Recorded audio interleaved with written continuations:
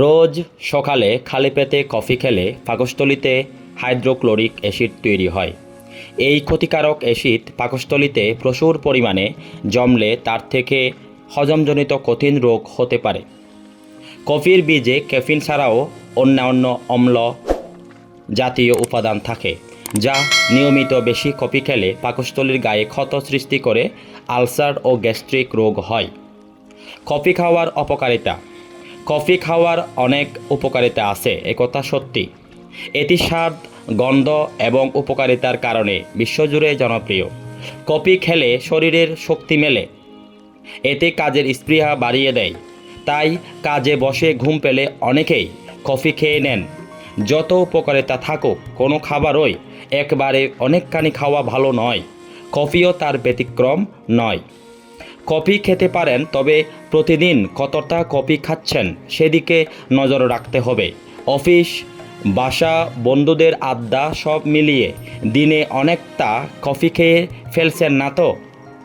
খুঁজলে এমন অনেককে পাওয়া যাবে যারা প্রতিদিন 7 থেকে 8 কাপ কফি খেয়ে ফেলছেন। এভাবে অতিরিক্ত কফি খাওয়ার ফলে শরীরে দেখা দিতে পারে নানা সমস্যা। চলুন জেনে নেওয়া যাক। ঘুম না আসা। কফিতে থাকে ক্যাফেইন। এই উপাদান আমাদের শরীরকে উত্তেজিত করতে কাজ করে, যে কারণে ক্যাফেইন খেলে মস্তিষ্ক উত্তেজিত হয়ে পড়ে। ফলে অতিরিক্ত কফি খেলে ঘুম আসতে চায় না, যে কারণে বিশেষজ্ঞরা সন্ধ্যার পর কফি খেতে নিষেধ করেন, কারণ এতে নিদ্রাহীনতার সমস্যা আরও বাড়ে। তাই কফি খেলে তা সূর্য ডোবার আগেই খান।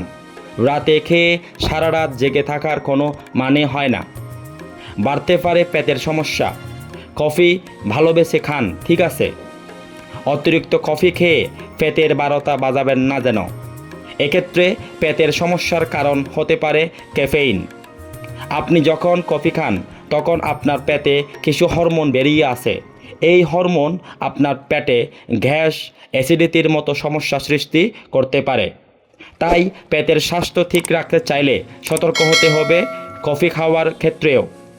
আপনি যদি ইতিমধ্যেই এ ধরনের সমস্যায় ভুগে থাকেন, তবে কফি খাওয়ার পরিমাণ কমান। ক্লান্তি দেখা দিতে পারে।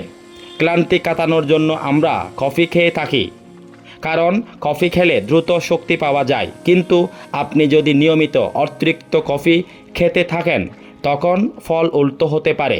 নিয়মিত কফি খেলে তা হতে পারে অত্যাধিক ক্লান্তির কারণ।